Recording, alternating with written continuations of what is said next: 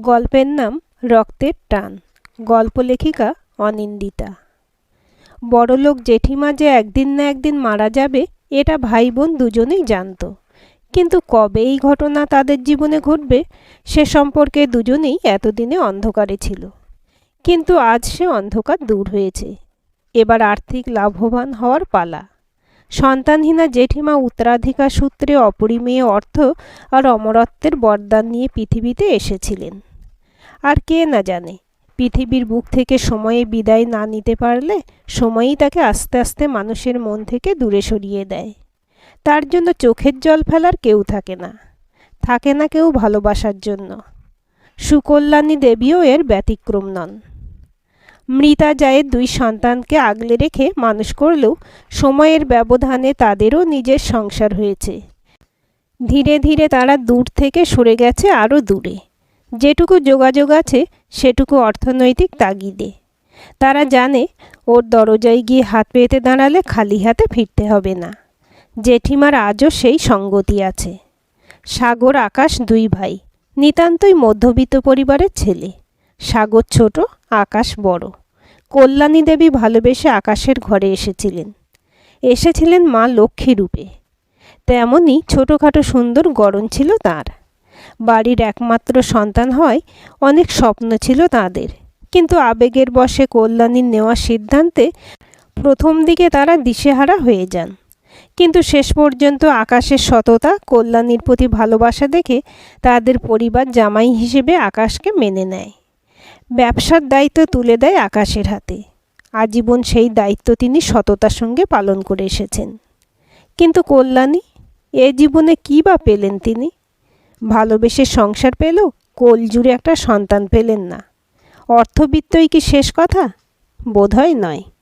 তাহলে কেন ছোট্ট একটা প্রাণকে নিজের করে পাওয়ার জন্য সমস্ত দিন মন কাঁদত তার? কিন্তু ভাগ্যে না থাকলে?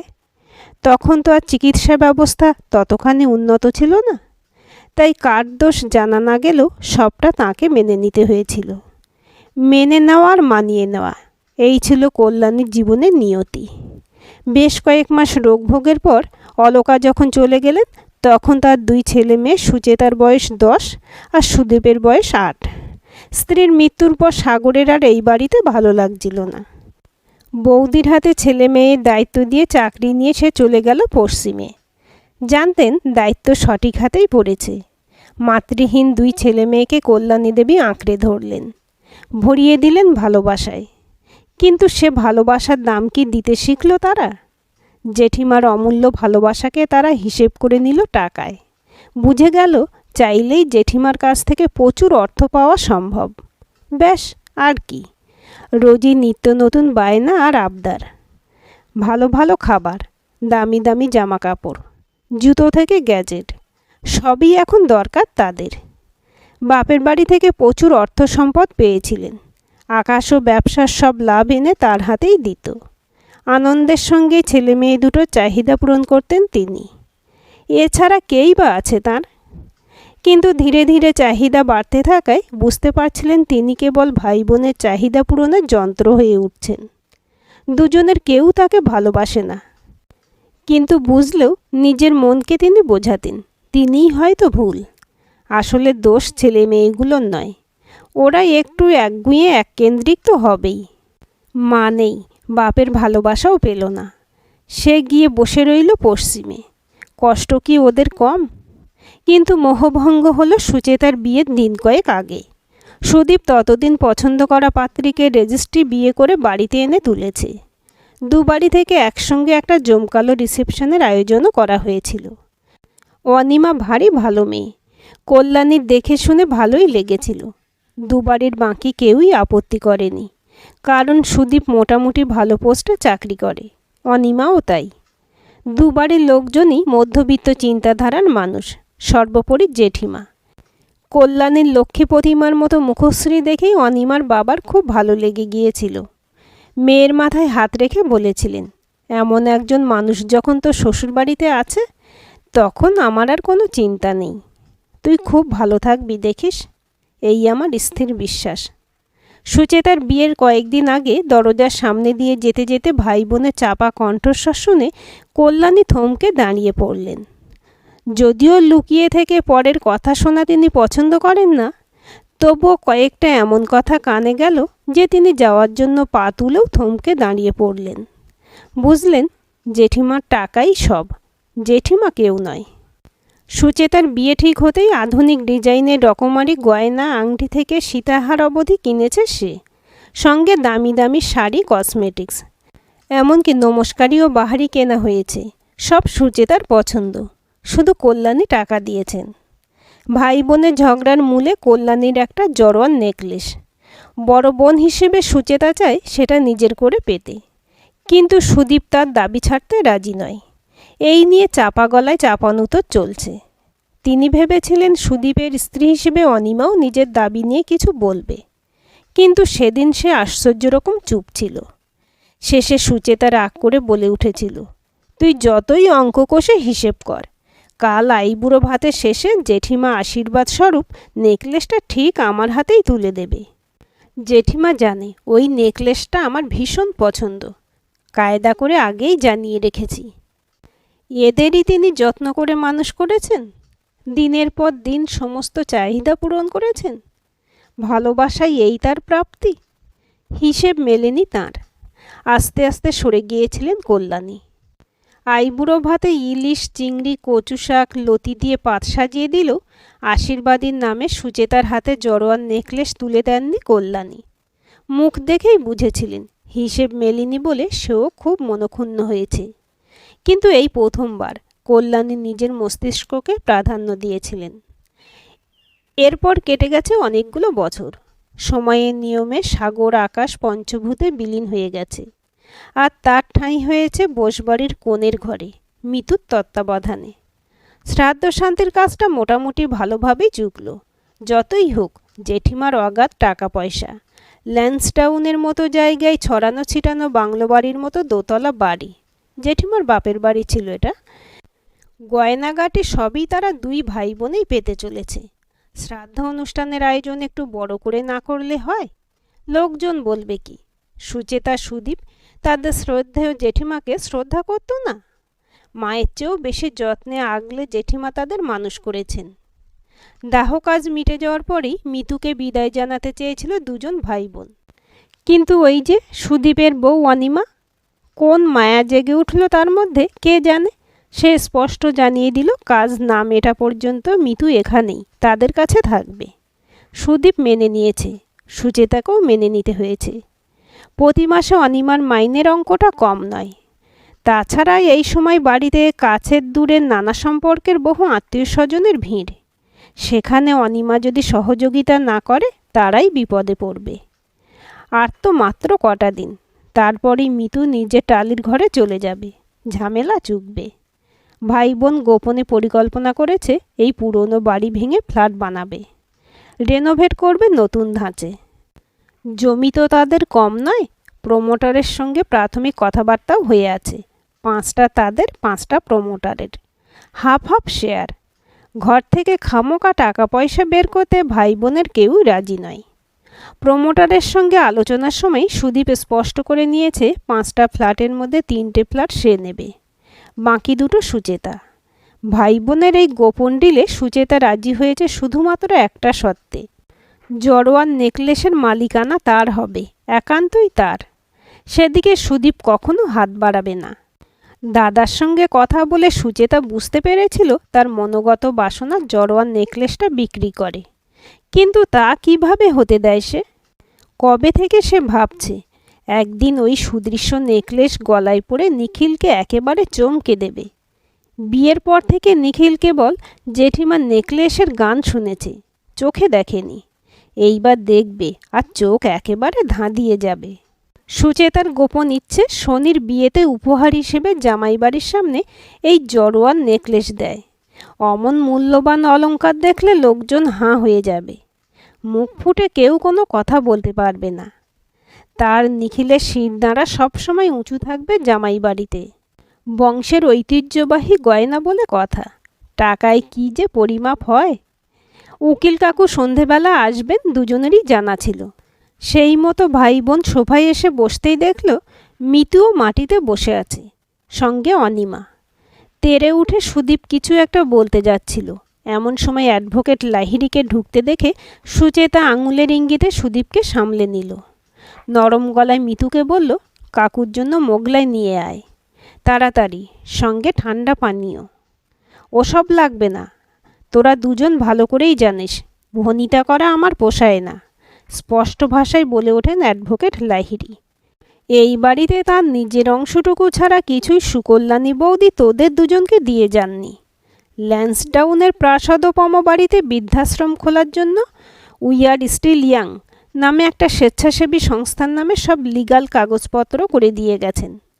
ব্যাংকের যাবতীয় টাকা তারাই পাবে, শুধু মিতু শেষ বয়সে কল্যাণী বৌদির দেখভাল করেছে বলে সে পাবে 10 লক্ষ টাকার চেক। এই নাও মিতু। চেকটা লাহিড়ি আঙ্কেল হাত প্রসারিত করে মিতুর দিকে বাড়িয়ে ধরেন। কাঁদতে কাঁদতে চেকটা নিয়ে মিতু চলে যেতে চায়। তুমি বসো, বৌদির কথা মতো এখনও কিছু কাজ বাকি আছে। লাহিড়ি আঙ্কেলের কথা শুনে মিতু আবারও ধপ করে মাটিতে বসে পড়ে। ভাই বোন দুজনেই স্তব্ধবাক হয়ে একে অপরের দিকে তাকায়। সেই কোন ছোটকাল থেকে তারা জেনে এসেছে জেঠিমার সম্পত্তিতে কেবল তাদেরই অধিকার। হঠাৎ করে পরিস্থিতি বদলে যেতে দেখে বিস্ময়ে হতবাক হয়ে গেছে তারা। কি বলবে কি করবে বুঝতেই পারছে না। এখন হয়তো দুজনেই মনে মনে ভাবছে আগে ভাগে উইলের বয়ান জানার চেষ্টা করা উচিত ছিল, কিন্তু এখন নেই কোনো উপায়। কল্যাণী দেবী এখন সমস্ত চাওয়া পাওয়ার ঊর্ধ্বে। প্রবল রেগে গেছে সুচেতা। রাগের চোটে মুখ চোখ থমথম করছে তার। নিজেকে খানিক সামলে নিয়ে লাহিড়ি আঙ্কেলের দিকে তাকালো সে। গম্ভীর মুখে বলল, আজ বুঝলাম পর কখনোই আপন হয় না, নইলে কিনা জেঠিমা আমাদের সঙ্গে এমনটা করতে পারল। মায়ের চেয়েও জেঠিমাকে ভালোবাসতাম, এত ভালো করে বড় করে কাজ করলাম। নিজের মা হলে আমরা ভাই বোন কি আর এভাবে সম্পত্তির অধিকার থেকে বঞ্চিত হতাম? বোনের কথায় সায় দেয় সুদীপ। ঠিকই বলেছিস। উইলের বয়ান জানার পর তার মাথায় আগুন জ্বলছে। ল্যান্সডাউনের অত বড় দোতলা বাড়ি, কাঁড়ি কাঁড়ি টাকা, সব কিনা বৃদ্ধাশ্রমের নামে। সে ভেবেছিল সবটা বুড়ি তাকেই দিয়ে যাবে। আপন মনেই বিড়বিড় করল সে। শেষ জীবনে বুড়ি নির্ঘাত মাথার দোষ দেখা দিয়েছিল, নইলে এমন উইল কেউ করে? সামান্য থেমে কিছু একটা মনে পড়ার ভঙ্গিতে সুচেতা বলে ওঠে, কিন্তু জেঠিমার সাধের জড়োয়া নেকলেসটা, সেটা কোথায়? সেটা জেঠিমা কাকে দিয়ে গেল? এই বাড়ির একমাত্র মেয়ে হিসেবে সেটা তো আমারই প্রাপ্য। হালকা হাসলেন মিস্টার লাহিড়ি। মোগলাইটা পাশেই পড়ে আছে তখনও, ছুঁয়েও দেখেননি। সামান্য জলে গলা ভিজিয়ে বলে উঠলেন, ভাবছিলামই তোমরা কখন ওটার কথা জিজ্ঞেস করবে। ওটা কল্যাণী দেবী কাউকেই দিয়ে যাননি। বুক থেকে স্বস্তির নিঃশ্বাস বেরিয়ে আসে সুদীপের। গয়না তো জেঠিমার কম ছিল না, ওগুলো অন্তত পাওয়া যাবে। উইলের যা বহর দেখছে, যা পাওয়া যায় তাই লাভ। লোভী গলায় বলে ওঠে সে, তাহলে ওই জড়োয়ার নেকলেস আর বাকি সোনা হীরের গয়নাগুলো সব আমাদের দুই ভাই বোনের মধ্যেই ভাগ হবে। বলতে পারবেন লাহিড়ি কাকু, কত করে হবে প্রত্যেকের ভাগে? 80-90 লাখ তো হবেই। আমি হিসেব ঠিক করছি তো? সোনার যা দাম আজকাল।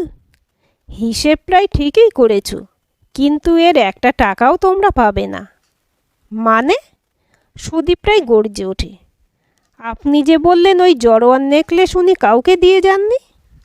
ঠিকই বলেছি, শান্ত স্বরে বলেন লাহিড়ি কাকু।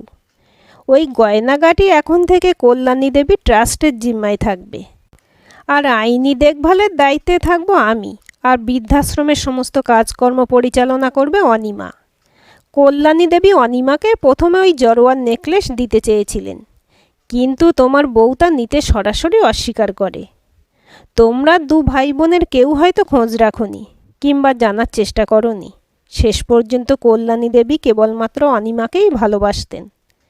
তোমাদের অলক্ষ্যে তার খেয়াল রাখা, পছন্দসই রান্না করে দেওয়া, ছোট ছোট ভালোবাসার জিনিস কিনে আনা, দেখভালের জন্য মিতুকে প্রয়োজনীয় ইনস্ট্রাকশন দেওয়া, সবটাই তার অঙ্গুলি হেলনে হতো। আমি নিজে চোখে দেখেছি কল্যাণী দেবীর পছন্দের দই সন্দেশ কিনে আনতে। শুধু কি তাই, অনিমা অনেকবার চেয়েছে কল্যাণী দেবীকে আলো বাতাসযুক্ত ঘরে নিয়ে আসতে। আমাকেও অনেকবার বলেছে, কিন্তু অশান্তির ভয়ে উনি নিজেই রাজি হননি। আমাদের সঙ্গে জেঠিমার রক্তের সম্পর্ক, গোত্রান্তরের পর থেকে জেঠিমা আর আমরা একই বংশের। তবু জেঠিমা কিনা শেষ পর্যন্ত বৌদিকেই সব কিছু দিয়ে যেতে চাইল। কেন বলুন দেখি? বৌদি নির্ঘাত কোনো জাদুটোনা করেছিল, বিদ্রূপের সুরে বলে ওঠে সুচেতা। লাহিড়ী আঙ্কেলের সামনেই বলে, বলো না বৌদি, কোন তান্ত্রিকের কাছ থেকে জল পড়া এনে জেঠিমাকে বশ করেছিলে?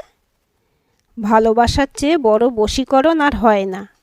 জেঠিমাকে আমি ভালোবেসেছিলাম, তাই হয়তো। শান্ত স্বরে বলে ওঠে অনিমা। তোমরা ভাই বোন তো শুধু প্রয়োজন পড়লে জেঠিমার দুয়ারে এসে দাঁড়াতে, আর অদূর ভবিষ্যতে লাভ ক্ষতির অঙ্ক কষতে, কেবল নিজেদের প্রয়োজনটুকু মেটার অপেক্ষা। তারপর মানুষটা যেই একা সেই একা। জেঠিমার ভালো মন্দের কোনো খবর রেখেছ তোমরা? খুব যে দেখছি মুখে বুলি ফুটেছে। শোনো, ওই ট্রাস্টিতে তোমার থাকতে হবে না, ওখানে তোমার বদলে আমার নাম বসিয়ে দাও, বলে ওঠে সুদীপ। তেমন তো কোনো ব্যাপার নয়, কেবল একটা নো অবজেকশানে তোমায় সই করতে হবে, বাকিটা না হয় লাহিড়ী আঙ্কেল সামলে নেবেন।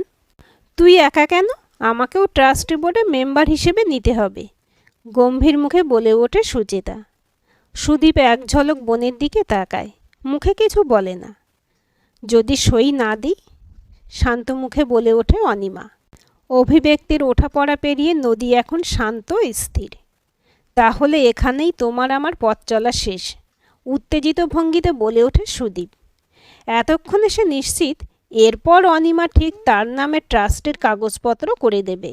সংসার যে মেয়েদের কাছে সবচাইতে বেশি প্রিয়, সেজন্যই তো অনিমা জেঠিমাকে আগলে আগলে রাখত।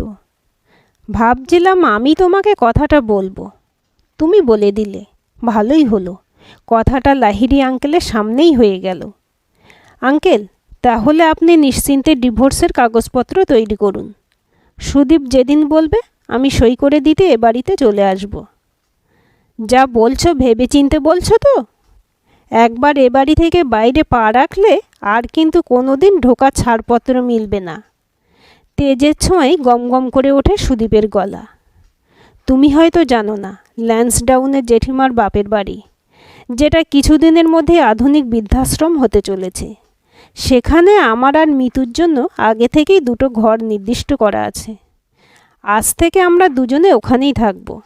মিতু রান্নাবান্নায় সাহায্য করবে, খেতে দেবে, বয়স্ক মানুষদের দেখভাল করবে, তেমন প্রয়োজনে কাজকর্মে সাহায্য করবে। সেজন্যই এই কদিন তোমাদের অমতেও মিতুকে এ বাড়িতে রেখেছিলাম। এখন থেকে মিতুর বেতন আমি দেব, যদিও জেঠিমা ট্রাস্টের টাকা থেকে মিতুর জন্য মাসিক অর্থ বরাদ্দ করে গেছেন। কী রে মিতু, সংসার থেকে খেদানো কিংবা স্বেচ্ছায় চলে আসা অশক্ত মানুষগুলো দেখভাল করতে পারবি তো?